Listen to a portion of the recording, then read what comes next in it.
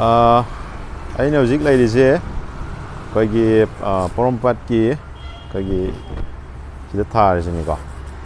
Imphal car house ꯍꯥꯏꯅ all car accessories wholesale and retails ꯍꯥꯏꯅ ꯊꯥꯔꯤꯁꯦ ꯑꯗꯨꯝ ꯁꯤꯗ ꯑꯗꯨꯝ ꯂꯥꯛꯄꯤꯔꯒ ꯍꯥꯏꯗꯤ ꯀꯥꯔꯒꯤ ꯑꯦꯁꯦꯁꯔꯤꯁꯤꯡ ꯀꯣ ꯑꯦꯅꯤ ꯑꯄꯥꯝꯕ ꯑꯗꯨꯝ ꯂꯥꯛꯑꯒ ꯇꯥꯟꯅꯕꯤꯔꯒ ꯑꯗꯨꯝ ꯍꯥꯞꯄ ꯑꯗꯨꯝ ꯌꯥꯒꯅꯤꯀꯣ ꯑꯗꯣ ꯄ꯭ꯔꯥꯏꯁ ꯀꯃꯥꯏ ꯇꯧꯒꯦ ꯑꯗꯒꯤ ꯃꯣꯏꯒꯤ ꯀꯩꯅꯣꯁꯤꯡꯗꯨꯁꯨ ꯍꯥꯏꯐꯦꯠ ꯌꯦꯡꯃꯤꯟꯅꯁꯦ ꯑꯩꯈꯣꯏꯒꯤ ꯍꯥꯏꯗꯤ ꯑꯩꯈꯣꯏꯗ ꯂꯩꯕ ꯄꯣꯠꯁꯤꯡꯁꯦ ꯄ꯭ꯔꯥꯏꯁ ꯀꯃꯥꯏꯅ ꯇꯧꯒꯦ ꯍꯥꯏꯕꯗꯨꯁꯨ ꯃꯌꯥꯝꯗ ꯍꯥꯏꯐꯦꯠ ꯈꯪꯍꯟꯖꯔꯛꯀꯦ ꯀꯣ ꯌꯦꯡꯃꯤꯟꯅꯁꯤꯀꯣ ꯃꯊꯪ ꯑꯗꯣ ꯁꯤ ꯂꯩꯐꯝꯁꯦ ꯑꯩ ꯍꯥꯏꯐꯦꯠ ꯑꯀꯣꯏꯕ ꯁꯔꯥꯎꯟꯗꯤꯡ ꯍꯦꯛ ꯎꯠꯆꯔꯛꯀꯦꯀꯣ ꯃꯈꯥꯔꯣꯝꯗ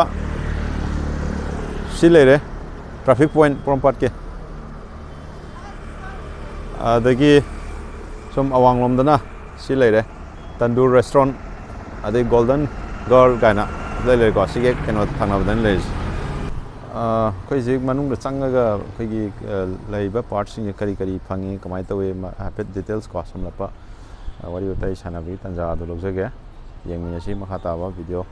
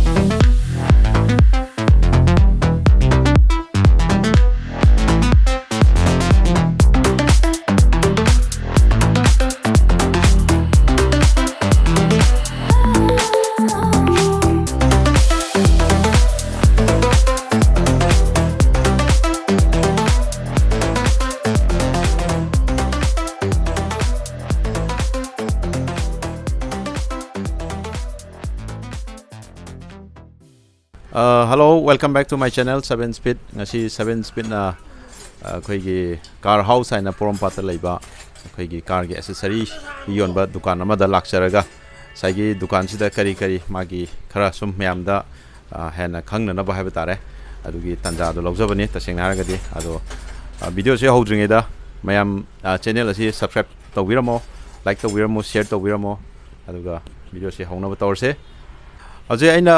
ꯑꯍꯥꯟꯕꯗ ꯑꯩ ꯎꯅꯒꯗꯧꯔꯤꯕꯁꯤ ꯑꯩꯈꯣꯏꯒꯤ ꯏꯝꯐꯥꯜ ꯀꯥꯔ ꯍꯥꯎꯁꯀꯤ ꯑꯣꯅꯔꯅꯤ ꯃꯥꯒ ꯋꯥꯔꯤ ꯁꯥꯟꯅꯔꯒ ꯀꯔꯤ ꯍꯥꯏꯗꯤ ꯍꯪꯕ ꯌꯥꯕ ꯃꯌꯥꯝꯗ ꯑꯩ ꯈꯔ ꯁꯤꯌꯔ ꯇꯧꯖꯔꯛꯀꯦ ꯁꯣ ꯑꯍꯥꯟꯕꯗ ꯑꯩꯈꯣꯏꯒꯤ ꯏꯝꯐꯥꯜ ꯀꯥꯔ ꯍꯥꯎꯁꯀꯤ ꯑꯣꯅꯔꯕꯨ ꯑꯍꯥꯟꯕꯃꯛꯇꯗ ꯑꯩꯒꯤ ꯆꯦꯅꯦꯜꯁꯤꯅ ꯇꯔꯥꯝꯅ ꯑꯣꯛꯆꯔꯤꯀꯣ ꯑꯗꯣ ꯍꯧꯖꯤꯛ ꯑꯩꯅ ꯑꯍꯥꯟꯕꯗ ꯑꯩꯈꯣꯏꯒꯤ ꯕ꯭ꯔꯗꯔꯒꯤ ꯃꯤꯡꯒ ꯂꯩꯐꯝꯒ ꯍꯥꯏꯐꯦꯠꯇꯪ ꯃꯌꯥꯝꯗ ꯍꯥꯏꯐꯦꯠꯇꯪ ꯍꯥꯏꯕꯤꯔꯝꯃꯨ ꯑꯩꯒꯤ ꯃꯤꯡ ꯃꯩꯔꯥꯕ ꯍꯥꯏꯔꯒ ꯑꯗꯨꯝ ꯈꯪꯅꯔꯦꯀꯣ ꯃꯩꯔꯥꯕ ꯑꯗꯨꯒ ꯑꯩꯒꯤ ꯂꯩꯐꯝꯅ ꯄꯣꯔꯣꯝꯄꯥꯠ ꯑꯌꯥꯡꯄꯜꯂꯤ ꯔꯣꯗ ꯑꯗꯨꯒ ꯑꯩꯒꯤ ꯗꯨꯀꯥꯟꯁꯤꯅ ꯑꯩꯈꯣꯏꯒꯤ ꯄꯣꯔꯣꯝꯄꯥꯠꯀꯤ ꯆꯨꯊꯦꯛ ꯇ꯭ꯔꯥꯐꯤꯛ ꯄꯣꯏꯟꯠ ꯅꯤꯌꯔ ꯃꯣꯗꯔꯟ ꯀꯣꯂꯦꯖ ꯑꯣꯄꯣꯖꯤꯠ ꯍꯥꯏꯇꯥꯔꯦ ꯑꯗꯨ ꯂꯩꯕꯅꯤ ꯑꯩꯈꯣꯏꯁꯤꯅ ꯑꯗꯣ ꯑꯩꯅ ꯍꯧꯖꯤꯛ ꯃꯊꯪ ꯍꯪꯅꯤꯡꯉꯤꯁꯤꯅ ꯑꯩꯈꯣꯏꯒꯤ ꯗꯨꯀꯥꯟꯁꯤ ꯍꯥꯏꯗꯤ ꯏꯁꯇꯥꯕ꯭ꯂꯤꯁ ꯇꯧꯈꯤꯕꯁꯤ ꯉꯁꯤꯗꯒꯤꯅ ꯀꯌꯥꯃꯨꯛꯀꯤ ꯃꯃꯥꯡꯗꯒꯤ ꯍꯧꯈ꯭ꯔꯦ ꯍꯥꯏꯐꯦꯠꯇꯪ 2015ꯗꯒꯤ ꯍꯧꯈꯤꯕꯅꯦ 2015ꯗꯒꯤ ꯍꯧꯔꯒ ꯉꯁꯤꯒ ꯊꯥꯔꯒ ꯆꯍꯤ 5-6-7ꯒꯤ ꯃꯌꯥ ꯁꯨꯃꯥꯏꯅ ꯁꯨꯔꯦ ꯑꯩꯈꯣꯏꯅ ꯇꯧꯖꯔꯛꯄꯁꯦ ꯑꯍꯥꯟꯕꯗ ꯑꯩꯈꯣꯏ ꯍꯣꯜꯁꯦꯜ ꯑꯣꯏꯅ ꯇꯧꯖꯔꯝꯕꯅꯤ ꯐꯣꯟ ꯔꯤꯇꯦꯜ ꯇꯧꯔꯛꯄ ꯑꯗꯣ ꯃꯔꯨꯑꯣꯏꯅ ꯑꯩꯈꯣꯏꯒꯤ ꯁꯤꯗꯩꯗ ꯐꯪꯉꯤꯕ ꯑꯥꯏꯇꯦꯝꯁꯦ ꯍꯥꯏꯐꯦꯠ ꯁꯝꯂꯞꯄ ꯀꯔꯤ ꯂꯩꯗꯅ ꯐꯪꯕ ꯑꯥꯏꯇꯦꯝꯁꯤꯡꯁꯦ ꯍꯥꯏꯐꯦꯠ ꯍꯥꯏꯕꯤꯕ ꯌꯥꯒꯗ꯭ꯔꯥ ꯌꯥꯏ ꯀꯩꯁꯨ ꯂꯩꯇꯦ ꯀꯩꯅꯣꯅꯤ ꯑꯩꯈꯣꯏꯒꯤ ꯑꯥꯏꯇꯦꯝꯁꯤꯡꯁꯦ ꯑꯩꯈꯣꯏꯒꯤ ꯃꯔꯨꯑꯣꯏꯅ ꯕꯦꯁꯤꯛ ꯍꯥꯏꯇꯥꯔꯦꯅꯦ ꯒꯥꯔꯤ ꯑꯃꯗ ꯆꯪꯗ ꯌꯥꯗ꯭ꯔꯕ ꯄꯣꯠ ꯑꯩꯈꯣꯏꯒꯤ ꯔꯦꯟ ꯒꯥꯔꯗ ꯑꯗꯒꯤ ꯁꯤꯠ ꯀꯣꯚꯔ ꯐꯨꯠ ꯃꯦꯠ ꯑꯗꯒꯤ ꯃꯠ ꯒꯥꯔꯗ ꯑꯗꯒꯤ ꯑꯗꯨꯝꯕ ꯕꯦꯁꯤꯛ ꯂꯩꯔꯦ ꯑꯗꯨꯒ ꯑꯦꯛꯁꯇ꯭ꯔꯥꯗ ꯍꯥꯏꯔꯒꯅ ꯑꯩꯈꯣꯏ ꯒꯥꯔꯗꯀꯨꯝꯕ ꯑꯗꯒꯤ ꯃ꯭ꯌꯨꯖꯤꯛ ꯁꯤꯁꯇꯦꯝ ꯑꯗꯒꯤ ꯑꯍꯦꯟꯕ ꯑꯗꯨꯝ ꯂꯣꯏ ꯂꯩ ꯍꯥꯏꯗꯤ ꯑꯦꯕꯥꯏꯂꯦꯕꯜ ꯑꯗꯨꯝ 99%ꯗꯤ ꯑꯗꯨꯝ ꯑꯩꯈꯣꯏꯗ ꯂꯣꯏ ꯐꯪꯉꯦꯅ ꯊꯝꯖꯒꯦ ꯑꯗꯨꯒ ꯃꯔꯨꯑꯣꯏꯅ ꯑꯩꯈꯣꯏꯒꯤ ꯁꯤꯗ ꯂꯩꯔꯤꯕ ꯒꯥꯔꯤꯒꯤ ꯑꯦꯁꯦꯁꯔꯤꯁꯤꯡꯁꯦ ꯑꯩꯈꯣꯏꯒꯤ ꯍꯥꯏꯗꯤ company se gari se makhal mayam leidna ko ado makhal khuding makki adum loinamak adum phangbibra natragana kamai tawe haptang adum kenone gari je ayamana adum company hairaga di khogi Suzuki adagi Hyundai adagi Renault adi Mahindra Tata Kia adum ayam adum loina lein thamjai dum ayam adum phangane dum paisa adu ai mathang da hangning isina khoigi accessory se adum sidaida stock ta adum available adum oigadra natragana khoina hana khoigi pre booking ama sum sangna bra khoigi part che kamai tawge pre booking gidi nong phadok khatani haidi sum tangai phadne stock leitaba timing da adum bade dum hana order torga chen basu yawe aduga ayamana dum available oine dum thamgi haidi stock ta dum lei hater stock godown amani dum thamaga tawbani na dum loi sunaba lei dum ado mayamna sidaida hen khangningam godobuse khoigi khoigi samna habda khoi manipur sida leiba khoigi sumaina accessory yon busing chi adum khara adum lei haiba ado leibasida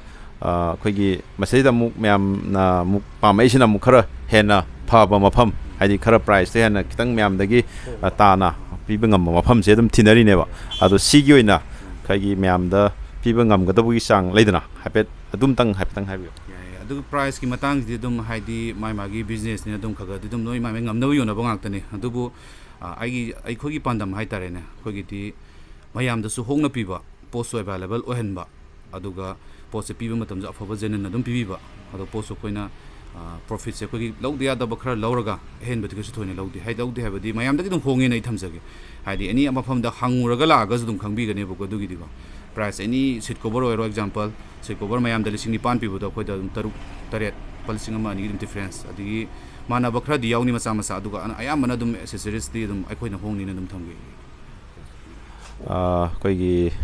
brother na takpi si khoigi gari se khoigi gari gi parts sing chi maximum khoigi price minimize tawraga khoigi customer gi damak ta khallaga adum piba ngamgani haibane ta sengna haraga digo ado mathang tarakpada aduga brother aina hangningi se mathang da khoigi hairiba sigi keno se sigi dukan sigi atopa expand to boina samna habda khoi branch site tare branch atop phom daga di hangba leibra natraga hang ka dobudi leibra sang habi huju koina di khoi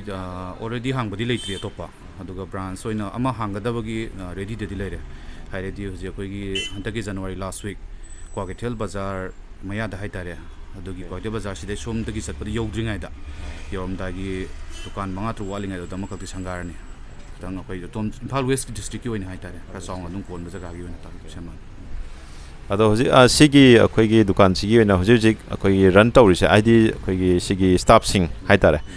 kayamungna akhoi gi run tawri haitare akhoi sti staff manga truk lei taruk kumba lei akhoi isha ju yaw isha badna tab akhoi gi anoba amaga ariba khara ga haitare staff taruk lei haitare akhoi sta hoji hoji ki oina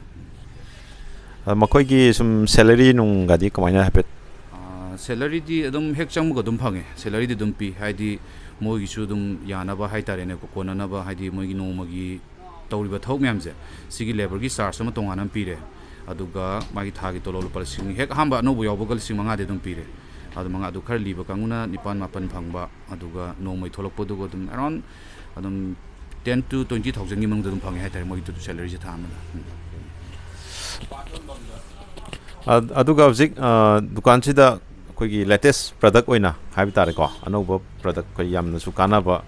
khoigi car owner sing de ko yamna kana ba su thi ga do ba hoji ki oiba product khara utpiu ne yara ga de keno hoji ki oiba dana khoigi android se android ki system je ma khoi jikan yam chana re hoji ki mani pu gi oina ko ana android sida hana leramba de maman tangam ba hoji hongdarak pa ko adi price adagi magi ko company makhan makhan me amalak pa sigi pose mai hamba dam tang usagi ko sigi khoigi keno se mana android se hana lambadi ganum quality kara handa ko photo dum la ame ko ado si dum quality ju phaba mrp budi 23000 swang thai aga moi market tadi dum 23 da khara tar ga dum 2021 sa yona bane ado ko is di wholesale da su dum thai aduga yon bada dum 15 below 15 thai tar 15k below da ko dum thadoi sum bujum 2k ram sorry 2gb ram 1gb ram anu ani mo function Astron blockbuster na khoi si anu bola ko ni si ju si dum to be si na be 9 inch 10 inch loi phangi se ju sina android ki ne android ki display hai tare stage ta koi camera samba yare adagi mirroring to be yare bluetooth to be extra akoi gi camera se tonga na mu extra la ka doi ra sida kamai to camera extra la ka doi ne tonga na ma hapsa ka doi ne ka doi ne ha ha pa doi ꯑꯗꯒꯤ ꯑꯇꯣꯞꯄ ꯑꯃꯅ ꯑꯩꯈꯣꯏꯒꯤ ꯀꯩꯅꯣꯁꯦ ꯑꯩꯈꯣꯏꯒꯤ year compressor ꯍꯥꯏꯇꯥꯔꯦꯅꯦ ꯑꯩꯈꯣꯏꯒꯤ ꯁꯨꯝꯕ ꯑꯩꯈꯣꯏꯒꯤ ꯅꯨꯡꯁꯤꯠ ꯍꯥꯟꯅꯕ ꯍꯥꯏꯇꯥꯔꯦ ꯒꯥꯔꯤꯒꯤ ꯅꯨꯡꯁꯤꯠ ꯍꯥꯟꯅꯕ ꯒꯥꯔꯤ ꯅꯨꯡꯁꯤꯠ ꯍꯥꯟꯅꯕ ꯅꯨꯡꯁꯤꯠ ꯍꯥꯟꯅꯕ ꯁꯤ ꯑꯩꯈꯣꯏꯅ ꯕꯦꯇ꯭ꯔꯤꯗꯒꯤ ꯍꯥꯏꯇꯥꯔꯦ ꯏꯌꯔ ꯏꯟꯐ꯭ꯂꯦꯛꯇꯔ ꯍꯥꯏꯇꯥꯔꯦꯀꯣ ꯏꯌꯔ ꯏꯟꯐ꯭ꯂꯦꯛꯇꯔꯁꯤꯗ ꯍꯥꯏꯔꯤꯁꯦ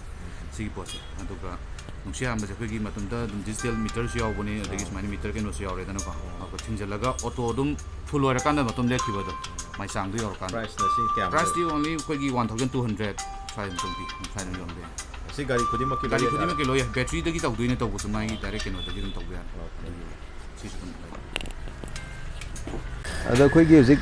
ꯁꯤꯠꯀꯤ ꯑꯩꯈꯣꯏꯒꯤ ꯁꯤꯠ ꯀꯕꯔꯁꯦ ꯁꯤꯒꯤ ꯄ꯭ꯔꯗꯛ ꯑꯃ ꯂꯩꯌꯦ ꯅꯦꯅꯣꯇꯦꯛ ꯍꯥꯏꯅ ꯁꯤꯒꯤ ꯀꯩꯅꯣꯁꯦ ꯌꯥꯝ ꯐꯖꯩꯌꯦ ꯑꯗꯣ ꯑꯝꯇꯪ ꯌꯦꯡꯁꯤꯀꯣ ꯑꯗꯣ ꯁꯤꯒꯤ ꯀꯝꯄꯅꯤꯒꯤ ꯁꯤꯒꯤ ꯁꯤꯠꯀꯤ ꯀꯕꯔꯁꯦ ꯁꯤꯒꯤ ꯀꯝꯄꯅꯤꯒꯤ ꯁꯤꯒꯤ ꯅꯦꯅꯣꯇꯦꯛꯁꯤꯒꯤ ꯀꯣ ꯁꯤꯠ ꯀꯕꯔꯁꯦ ꯃꯥꯒꯤ ꯄ꯭ꯔꯥꯏꯁ ꯔꯦꯟꯖꯁꯦ ꯑꯩꯈꯣꯏꯒꯤ 6,000 to 9,000 ꯐꯥꯎꯒꯤ ꯔꯦꯟꯖꯁꯤꯗꯀꯣ ꯃꯈꯜ ꯈꯨꯗꯤꯡꯃꯛꯀꯤ ꯂꯣꯏꯅꯃꯛ ꯁꯤꯠ ꯀꯩꯅꯣꯁꯦ ꯒꯥꯔꯤꯒꯤꯀꯣ ꯂꯣꯏ ꯐꯪꯒꯅꯤ ꯍꯥꯏꯇꯥꯔꯦ ꯆꯦꯟꯒꯁꯦ ꯄꯥꯜꯂꯤꯀꯣ ꯁꯤꯅꯤ ꯑꯗꯣ ꯃꯌꯥꯝ ꯑꯝꯇꯪ ꯂꯥꯛꯄꯤꯌꯣ ꯂꯥꯛꯑꯒ ꯑꯝꯇꯪ ꯌꯦꯡꯕꯤꯌꯣ ꯍꯥꯏꯕ ꯇꯥꯔꯦ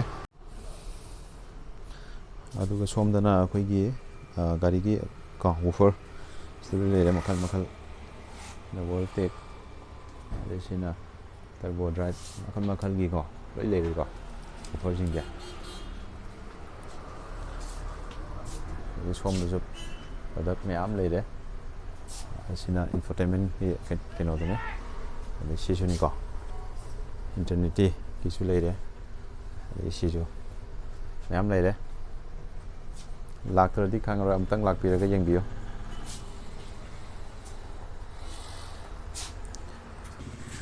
ꯚꯤꯗꯤꯑꯣꯁꯦ ꯃꯇꯥꯡ ꯑꯁꯤꯗ ꯁ꯭ꯋꯥꯏꯗ ꯁꯨꯝ ꯂꯣꯏꯁꯤꯟꯖꯔꯒꯦ ꯃꯌꯥꯝ ꯇꯦꯟꯁꯤꯟꯖꯔꯒꯦ ꯑꯗꯨꯒ ꯗꯨꯀꯥꯟꯁꯤꯒꯤ ꯀꯣꯟꯇꯦꯛ ꯅꯝꯕꯔ ꯁꯨꯡꯁꯣꯏ ꯁꯣꯏꯗꯅ ꯍꯥꯞꯆꯔꯝꯒꯦ ꯗꯤꯁꯀ꯭ꯔꯤꯞꯁꯟꯗ ꯑꯗꯨꯒ ꯒꯥꯔꯤ ꯊꯧꯕ ꯃꯇꯝꯗ ꯁꯤꯠ ꯕꯦꯜꯠ ꯁꯨꯡꯁꯣꯏ ꯁꯣꯏꯗꯅ ꯐꯥꯕꯤꯌꯨ ꯃꯆꯥ ꯊꯧꯕꯗꯨꯅ ꯑꯩꯈꯣꯏꯒꯤ ꯍꯦꯜꯃꯦꯠ ꯁꯨꯡꯁꯣꯏ ꯁꯣꯏꯗꯅ ꯎꯞꯄꯤꯌꯨ ꯍꯥꯏꯔꯒ ꯃꯇꯥꯡ ꯑꯁꯤꯗ ꯂꯣꯏꯁꯤꯟꯖꯔꯒꯦ ꯕꯥꯏ ꯕꯥꯏ ꯁꯤ ꯌꯨ ꯇꯦꯛ ꯀꯦꯌꯔ